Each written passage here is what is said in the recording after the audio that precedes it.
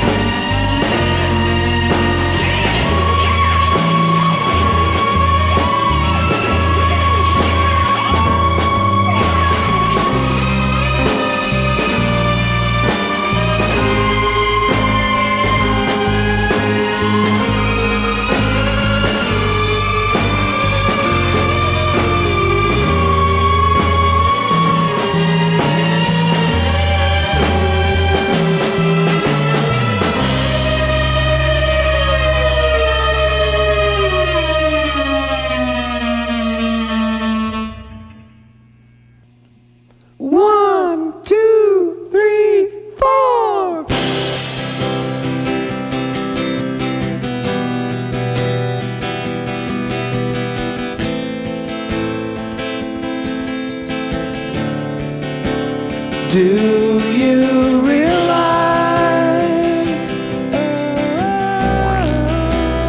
that you have the most beautiful face? Do you realize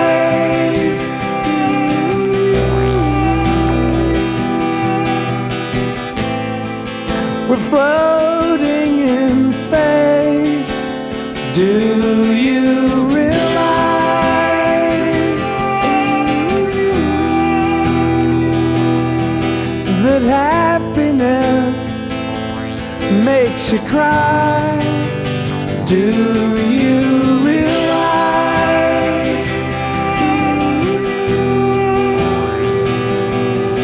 that everyone you know someday will die?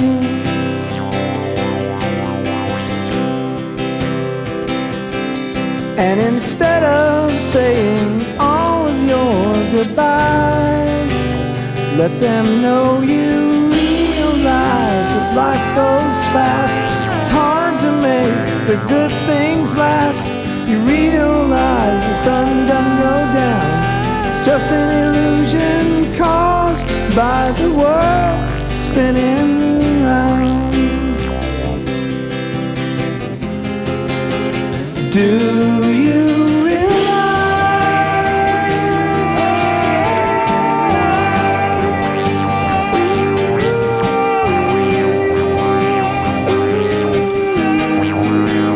Do you realize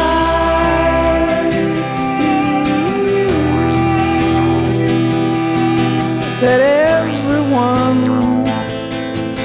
you know someday will die? And instead of saying all of your goodbyes, let them know you realize life goes fast. It's hard to make the good things last. You realize the sun doesn't go down. It's just an illusion caused by the world spinning round.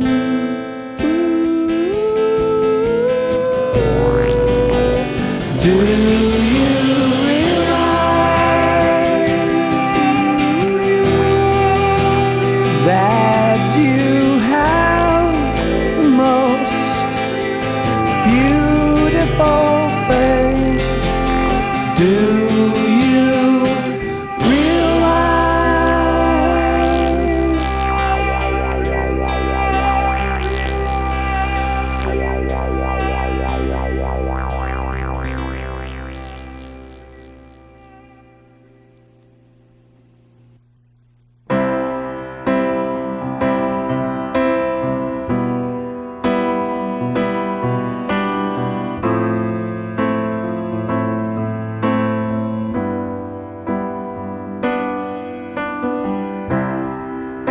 Her name is Yoshimi.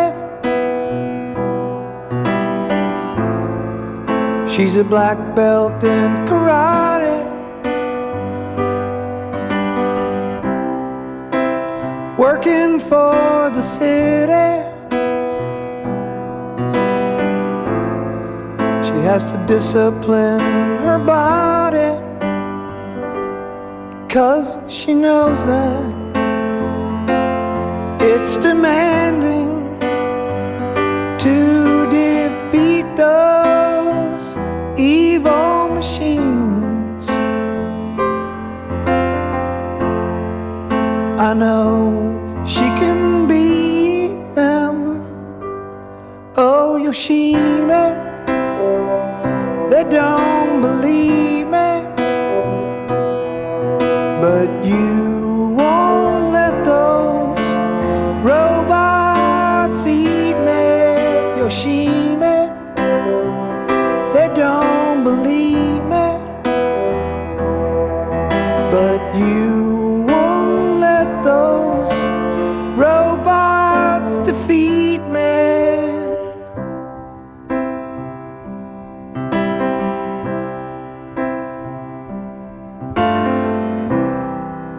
Those evil-natured robots, they're programmed to destroy us. She's gotta be strong to fight them. So she's taking lots of vitamins, 'cause she knows that. It'd be tragic if those evil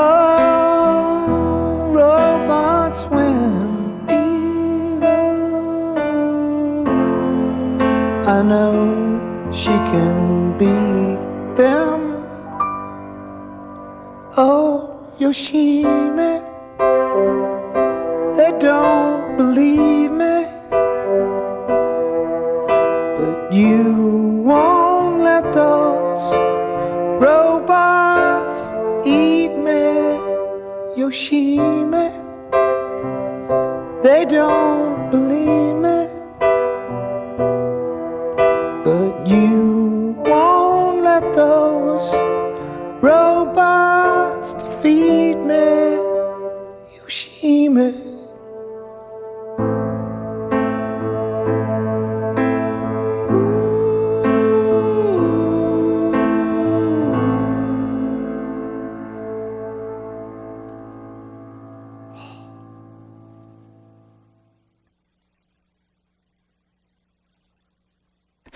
It's Morning Becomes Eclectic at 89.9 KCRW. Flaming Lips on our program this morning. We're talking with Wayne and Stephen. And, well, first of all, thanks for coming back. I just found out it's almost 3 years. I didn't realize it was quite that long. You were talking 2.5 years. Almost to the month, I think. Yeah. In August, exactly, yeah. Well, hello, Nick. It's good to be back. Welcome back. Yeah. The new album is called Yoshimi Battles the Pink Robots. Yeah. You got to tell us a little bit about that title and a little bit about some of the music that you've been playing and perhaps has inspired some of the songs on this new album. The title, and you know, I like long titles, and so to me, this one isn't actually all that even long of a title, but I like long titles. And for a while there was a guy who was keeping track of our album titles, and he had this theory that they were progressively getting longer, sometimes longer by just one letter, but they were getting longer. So we started off with the Flaming Lips EP. I guess there's no title there, right? It's just called the Flaming Lips EP. In his theory, anyway. Then we did this first record called Here It Is, small little thing. Then we did Oh My God with some exclamation points. He must have counted the exclamation points, okay? Surely. So then it went up to Telepathic Surgery. It's getting longer. Still. Got it. Priest-Driven Ambulance. In a priest-driven In a ambulance. priest-driven. Boy, getting bigger. And then... Hit to Death in the Future Head. Hit to Death in the Future Heads. And, you know, it seems like it's working. Uh-huh. And then Transmissions from the Satellite Heart. Christ, you can't even fit that on a spine anymore. But then you went back with Clouds Taste Metallic. Exactly. So that theory Then is kind of... You screwed up his whole theory. Yeah, because all of a sudden you're going down. And then we went to just a one, Zarika, boom, and then Soft Bulletin, which is just kind of... But now you're coming back. Exactly. I'm on the way back up, yeah. So I like the long titles, but to me, you know, you have to get a little bit of room to explain things, and it's a fun little title. We're talking about the long titles as well. Some of the song titles. There's something almost sort of arty and progressive going on here. Yeah, I mean, I if agree. that's not an insult. No, it's not, but it's not really something that we do intentionally. We just don't really stop at any we don't have any limits of what we think is acceptable or whatever, and as long as it makes an enjoyable listen, we don't care how we get there. Stephen actually has a picture of Rick Wakeman on the keyboard there. I do. Well. I've had this on here for, I think, 6 years now. So what is it with the art rock thing that made you want to cover Radiohead for our session today? Well, yeah. That was kind of a surprise to me, I have to say. I mean, it was Well, good. we were I liked it. We were coming from Oklahoma City to do this show at the Knitting Factory and do all this stuff here in town, and we were just trying to come up with some interesting ideas for something we could do for this show. You know, Morning Becomes Eclectic and some other things, and I had my iPod. I'm really excited about this iPod I just got. You know, the 10 gig iPod. It's got 2,300 songs on it. Wow. So we're just some sort of DJ in the van, and we're driving along, and Wayne was asleep in the back of the van there, and Knives Out came on. I was like, oh, I love that song. He sort of popped up out of his sleep and said, we should do that one. Yeah, not knowing it's a complicated mess of a it's song. kind of a weird song. To me, it's just a weird song. I think, hey, and you know, and I you could see as we set up to play, so we're like, what? How's that work? I don't know, but that's the beauty of some of those kind of arty sort of songs. They sound simple and beautiful, and then you get in here and it's it's kind of a mess. It's an extra 4 before, yeah. But you know, it's great that bands like Radiohead and Wilco and all that sort of stuff are going, you know, that extra mile and doing stuff that's kind of abstract and kind of, you know, allows some room in there for people to interpret to be different ways. And if that's art rock or that's progressive or whatever, you know, so be it. I mean, to me, the titles sometimes turn people off because it's just not a great sounding sort of movement. You know, progressive rock. It sounds like you've got to be smart and have glasses on or something, you know. Only in England. That's progressive rock now. Right. See, back then it was like capes and flowing hair. Capes and hair. Rhinestone and suits. Yeah. And, Yeah. Very all that strange sort of- things. Yeah. Lots of synthesizers. Well, thankfully you don't look like Yes or Well, we'd love to be Some able to of wear those capes, guys. but no one will let us. Yeah. Well, I think you pulled the Radiohead song off. So Well, thank you, Thank sir. you for Right, doing it. yeah. And last time you were here, you were doing The Wizard of Oz. Yeah, we did which Somewhere you Over the worked out for us, Rainbow, right. and And you did Pink Floyd. Right, we So were sort of capitalized on that whole connection that all the stoners were making between Right. the Wizard of Oz movie and Exactly. the Dark Side of the Moon. that was a And- big story back Yeah, then. it was a We huge did story. try that. We did try it once. Yeah. But the question was, after Dark Side of the Moon is over, what do you do with the rest of Wizard of Oz? Yeah.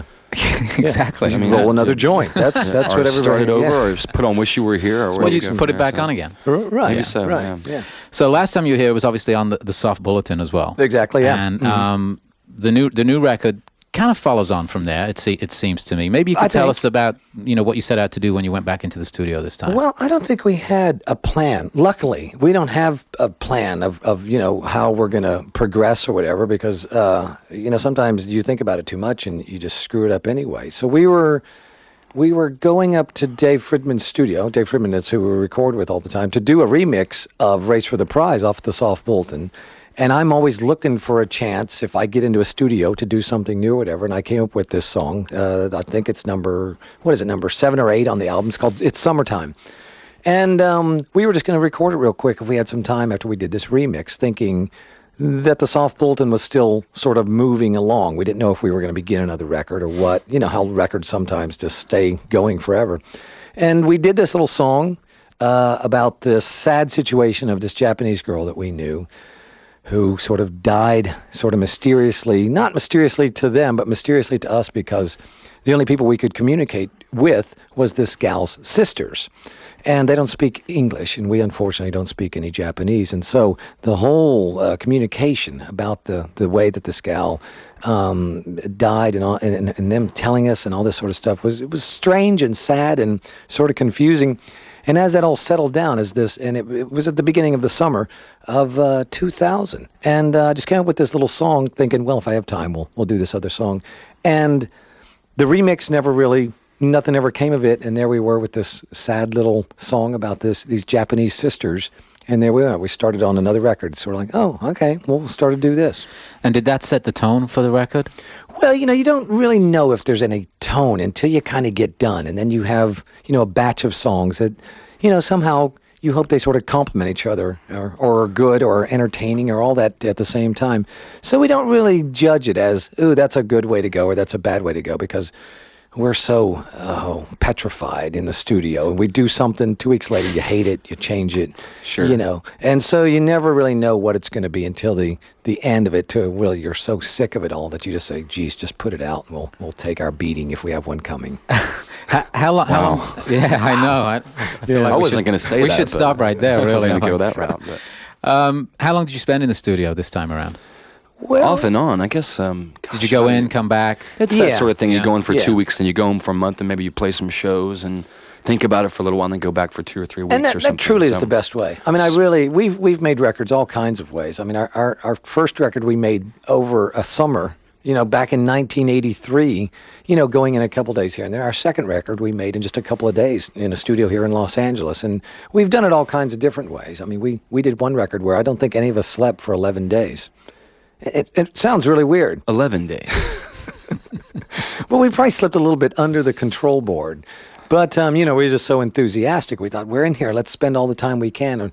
And of course, you lose perspective and go insane. And that's not good for a recording session. It's probably good, though, at some point to realize that you're losing perspective and that you just need to get it out. Yes, see, that's what, now that we've done like 10 or 11 records, however many it is, that we know that you're going to get in there and be obsessed and go insane, and then to be able to step back and actually listen to what you're doing and see if it's worth pursuing. Yeah, that's the best thing that's ever happened. It's worked out good that way, Yeah. as opposed to doing everything in 1 month and it comes out and 6 months later you're like, oh gosh. I wish I could change that. one Right. thing. Yeah. Yeah. So we have plenty of time to record something and then worry about it for 6 months. And And you were saying 10 or 11 records. The band's been together nearly 20 years. You just said 1983. Gosh, I know. Yeah. Michael and Wayne have been together since 1983, right? Yeah.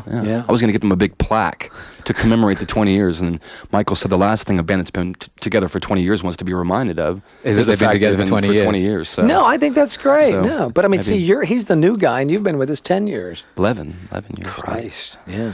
So what's the perspective after making music as a band for this period of time? Yeah, see, I wish there was some wisdom that could just come out of me and say, gee, here it is. But I don't know, and we say this a lot, we're lucky that we had no real reason to be in a band. I'm not overly skilled. You can obviously see Steven is, playing in here, but I'm just a guy that loved music and thought because of punk rock and new wave and all this stuff sort of inspired me to say, be in a band and experience it and see what happens.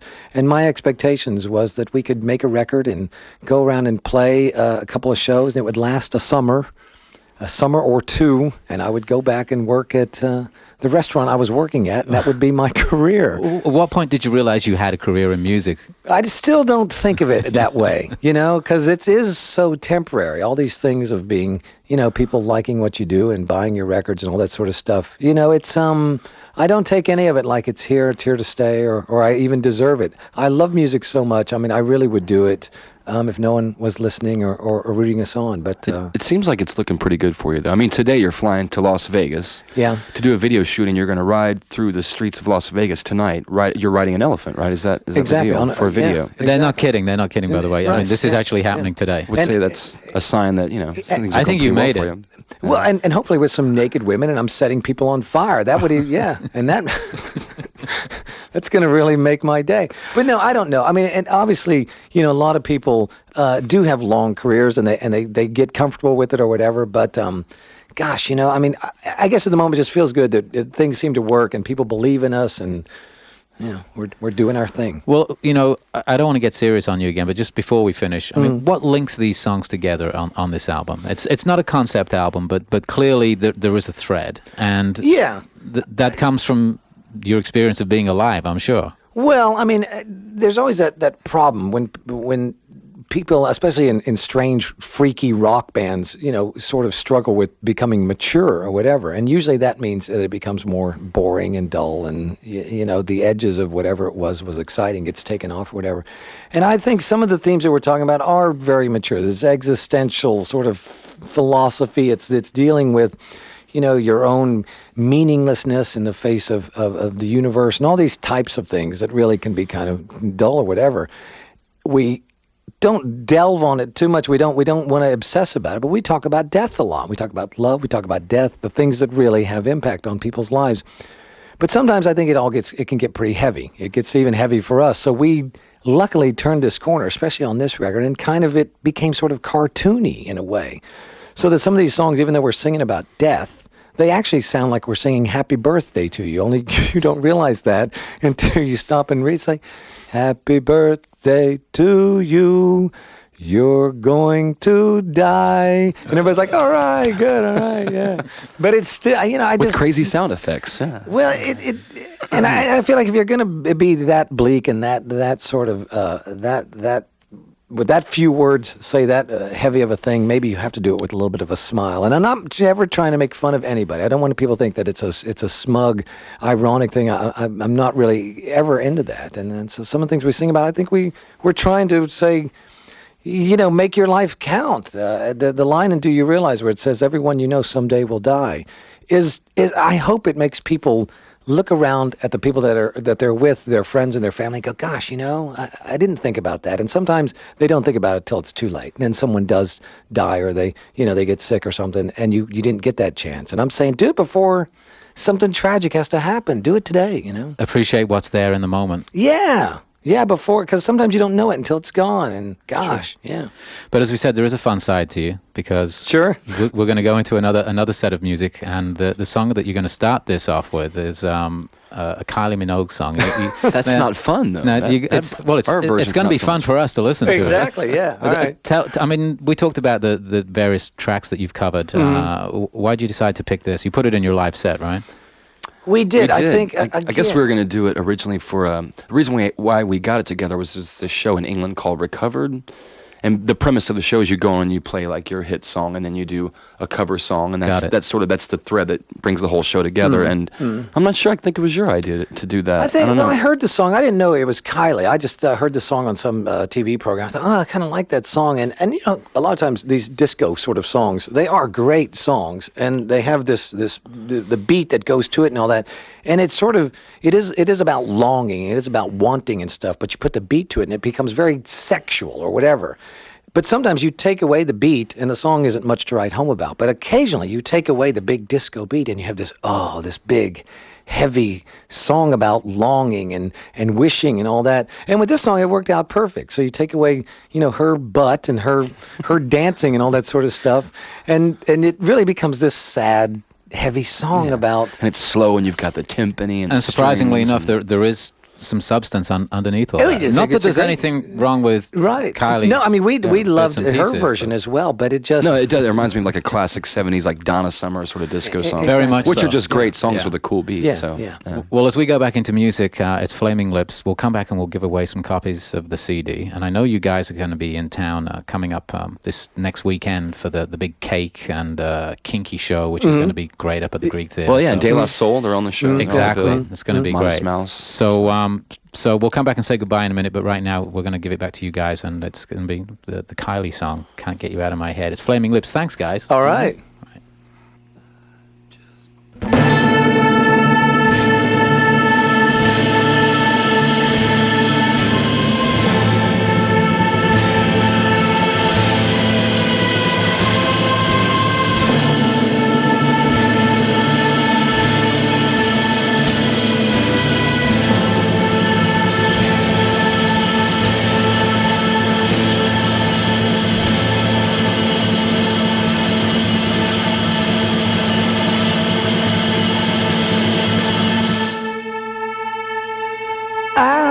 Just can't get you out of my head. Boy, your love is all I think about. I just can't get you out of my head. Boy, your love is all I think about.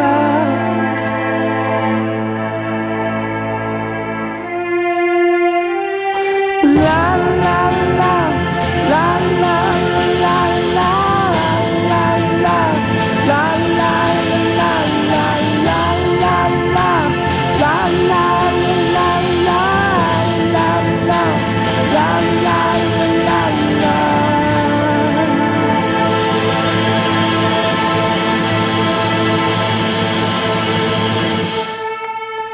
I just can't get you out of my head. Boy, your love is all I think about. I just can't get you out of my head. Boy, your love is all I think about.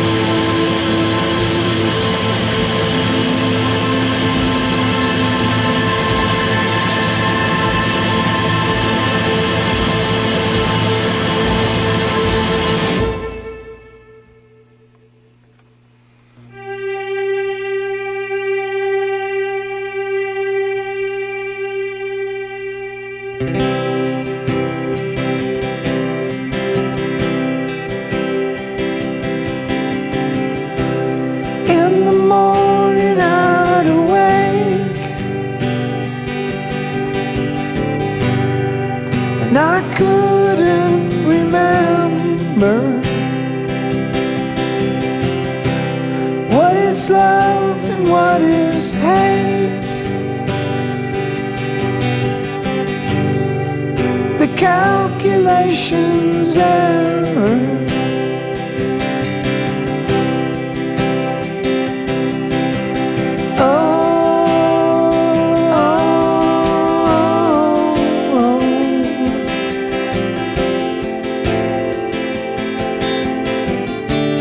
What is love and what is hate?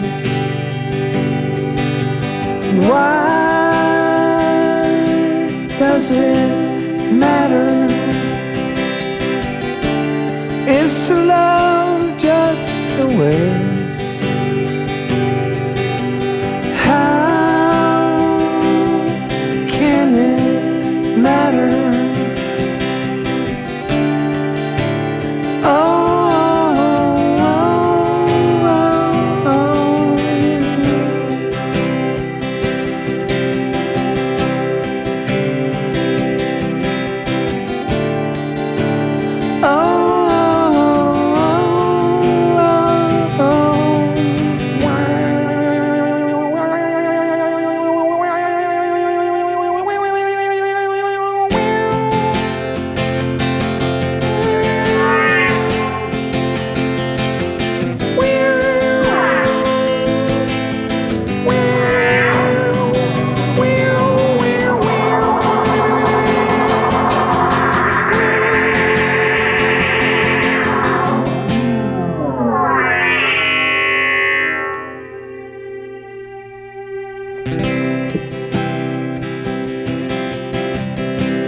As the dawn began to break,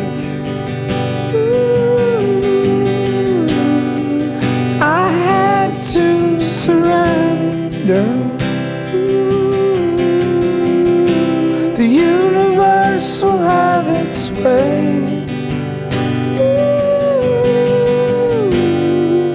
Too powerful to master.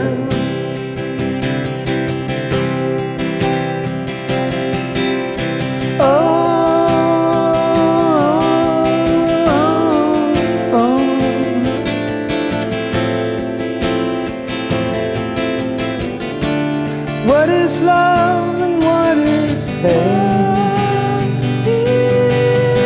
Why does it matter? Is to love just a waste? How can it matter?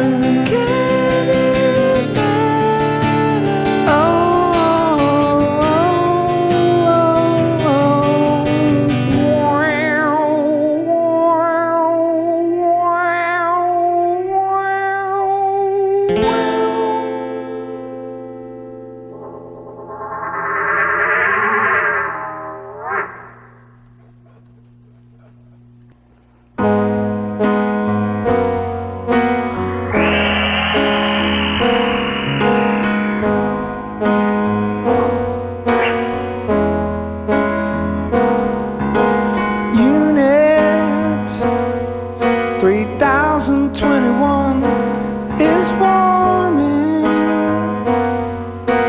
makes a humming sound when it circuits duplicate emotions.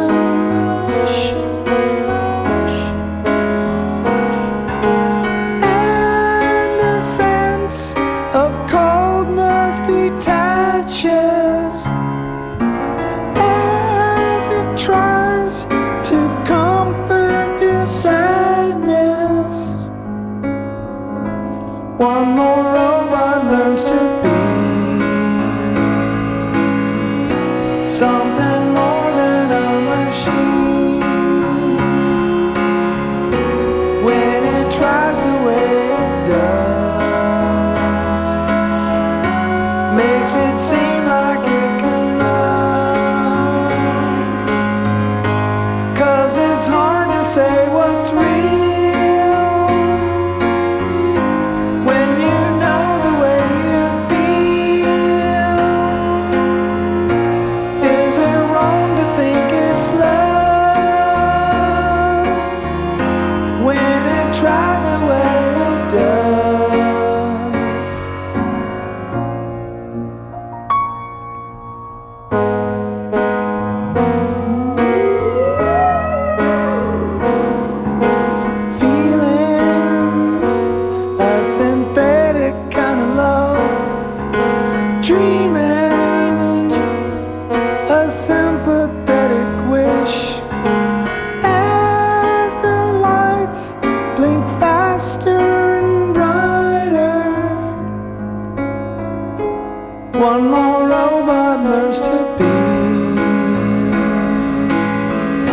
something